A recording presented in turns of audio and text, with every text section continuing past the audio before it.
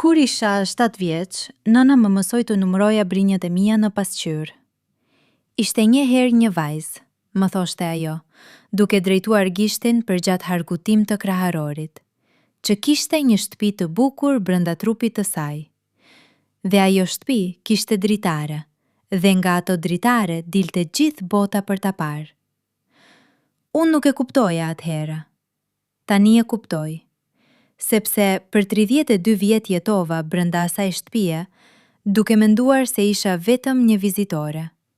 Se trupi im ishte diçka që më ishte dhënë hua, një fustan që duhet ta vishja siç duhet, të mos e njolosja, të mos e shfaqja shumë. E mbanin të pastër femrat para meje. Nëna ime, gjyshja, tezja e madhe, të gjitha kishin fustanet e tyre të bardhë të heshtjes. Asnjë nuk ishin folur për atë që ndodhte pas perdes, derisa erdhi ai. Nuk e mbaj mend erën e parfumit të tij, mbaj mend erën e librave. Takova një burr që mbante biblioteka në Gjishta, jo libra që kishin mbetur pa lecuar në raftet e mi, por librat që ai i kishte lecuar me zë për mua, nat pas nate, kur bota jashtë ishte e ftohtë dhe unë kisha frikë të dilja. Trupi it nuk është një enë, më tha një mbrëmje. Ishim ulur në 2 shemene dhomës së tij të ndenjes, me dritën e një lampë të vjetër që na ndante hijet në gjysmë. Trupi it është një hartë, dhe unë dua ta mësoj përmendësh çdo qytet, çdo lum, çdo mal që ke brenda. Ai nuk më preku atë natë, vetëm foli, dhe unë qava, sepse askush nuk më kishte thënë ndonjëherë se trupi im ishte diçka më shumë se një paketim. Java e parë ishte vetëm sy. Ai më mbante në krahët e tij, fytyrën time përballë tij dhe më shikonte. Jo siç të shikon një burr në rrugë, me lakmi të shpejtë që të zhvesh para se të njohë. Jo. Ai më shikonte sikur të leconte një poezi të gjatë, fjalë për fjalë, duke ndaluar te çdo presja. Këtu, më tha një herë, duke prekur me majën e gishtit një pikës të vogël në qafën time, poshtë veshit. Këtu ke një ishull, e sheh? Kur buzëqesh ai lëviz pak, sikur të kërcej mbi val. Unë nuk e kisha parë kur atë pikës. 32 vjet kisha parë vetëm të metat, vjamin që nuk duhet ishte aty, rrudhat që po vinin, ngjyrën e lëkurës që nuk përputhej me revistat. Ai pa një ishull. Më trego më shumë, i thash, me zërin që më dridhej. Dhe ai tregoi. Gishtat e tij u udhëtonin ngadalë, si një eksplorues që nuk nxiton, që di se harta do të jetë aty edhe nesër. Mbi supet e mia ai pa kreshta të buta, mbi parakraun tim pa një vi të hol, dhurat nga një mace kur isha 15 dhe ai e quajti rrugjica e maceve. Mbi brinjet e mia, ato që nëna më kishte mësuar të numëroja, ai gjeti një lugjin. Këtu, tha ai, duke mbajtur pëllëmbën e tij të hapur mbi anën time të majth, pa më prekur, vetëm duke rrezatuar nxehtësi. Këtu flet zemra jote, jo siç flet kur je e friksuar, siç flet kur je e qetë. Dhe unë u qetësova. Për herë të parë ndjeva se dikush po më dëgjonte jo me veshët, por me të gjithë qenien e tij. Java e dytë ishte prekje pa shikim. Ai më lidhi syt me një shal të butë, ngjyrë qielli në muzg. Tani, më tha, do të mësosh trupin tënd pa e parë atë, sepse ti e ke parë gjithmonë si të tjerët e shohin. Tani do ta shohësh siç e sheh ai që të do. Ishte e frikshme në fillim. Pas sy ndjeja gjithçka më të fortë. Dridhjen e ajrit kur ai lëvizte pranë meje, nxehtësinë e duarve të tij para se të më preknin, rrajen e zemrës sime që më dukej se bënte jehon në të gjithë dhomen.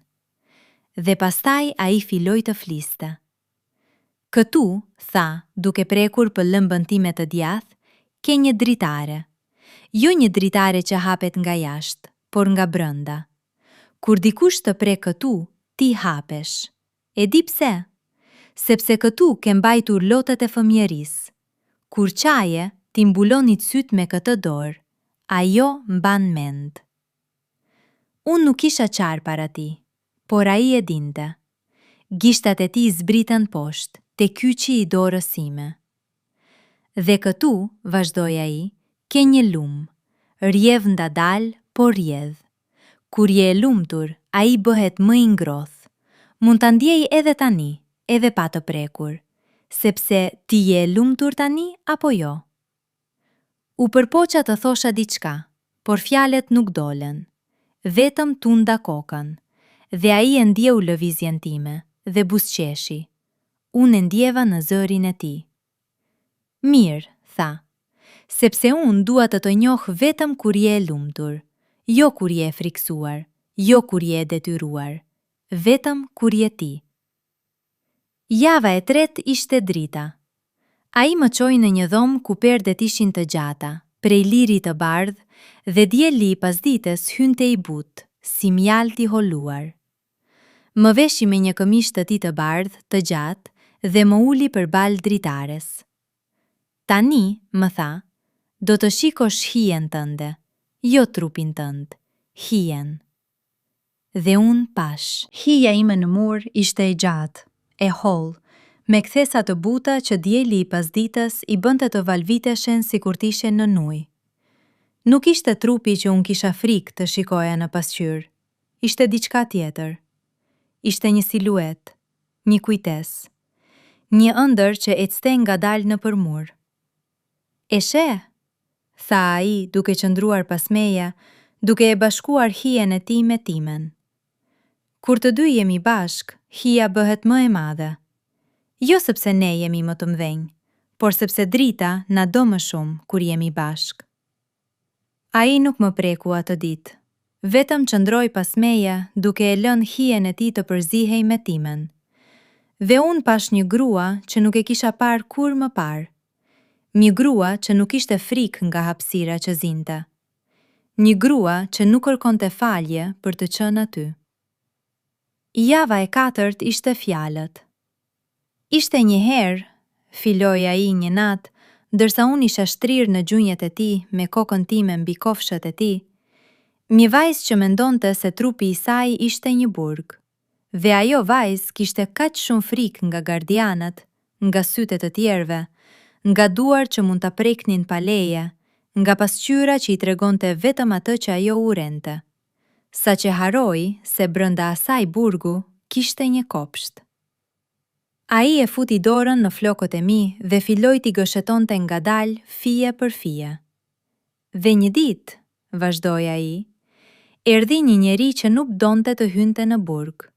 Ai donte të ulte muret, jo duke I thyer, por duke I prekur aq butë sa ato të kuptonin se nuk kishin më nevojë të qëndronin në këmbë. Lotët më rridhnin poshtë faqeve, por ai nuk u ndal. Dhe ai njeri I tha asaj vajze: "Kopshti it ka lule që nuk I ke parë kur, ka era që nuk I ke nuhatur, ka dritë që nuk e ke lënë të hyjë sepse ke frikë se do të djeg. Por unë kam ardhur të them se drita nuk djeg, drita të zgjon." Ai u ndal për një çast, pastaj u përkul dhe më puthi në bal, aq butë sa mezi e ndjeva. "Ti je ajo vajzë," më pëshpriti, "dhe unë nuk jam këtu për të marrë asgjë. Jam këtu për të parë lule të qelin." Nata e parë që të dy ishim lakuriq nuk ishte nata që unë kisha frikë. Ishte nata që kisha pritur pa e ditur. Ai më zhveshi ngadalë, jo si që zhvesh një burr një grua për ta marrë, por si që zhvesh një njeri një tjetër për ta parë, me nderim, me habi, me një lloj frike të shenjtë që të bën të marrësh frymë më thellë. Kur më pa plotësisht, ai nuk foli për disa sekonda. Dhe ato sekonda ishin më të gjata se gjithë vitet që kisha kaluar duke u fshehur. "Je e bukur," tha më në fund.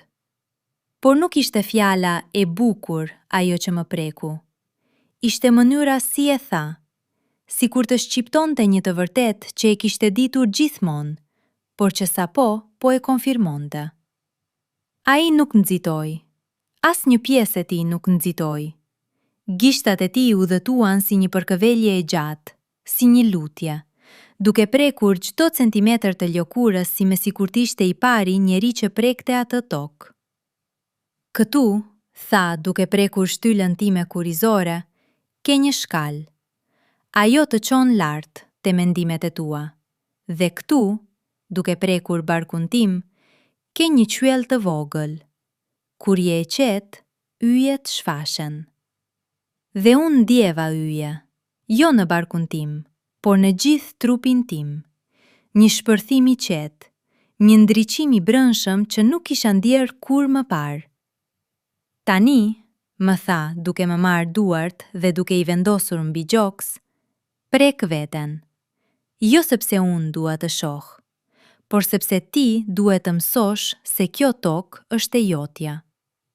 Dhe unë preka. Për herë të parë, preka trupin tim jo me neveri, jo me turp, por me kuriozitetin e një fëmije që zbulon një kopsht të ri. Gishtat e mi u udhëtuan mbi lëkurën time dhe unë ndjeva, për herë të parë, se trupi im nuk ishte një objekt për t'u shikuar, por një përvojë për t'u jetuar. Ai më pa duke prekur veten dhe në sytë e tij nuk ishte lakmi. Kishte një lloj lumturie të pastër, si të shikonte një lule që hapej në kohë reale. Tani, tha, më lejo të të tregoj diçka. Dhe ai më preku. Jo si burr, jo si dashnor. Si njeri që kishte mësuar përmendësh hartën time dhe donte të më tregonte çdo qytet që kishte gjetur. Ai më preku aty ku unë kisha frikë të prekja veten, dhe në vend të dhimbjes ndjeva ngrohtësi. Në vend të turpit ndjeva pranim. Merr frymë, më tha ndërsa prekja e tij bëhej më e thellë, por pa u bërë kurrë e dhunshme.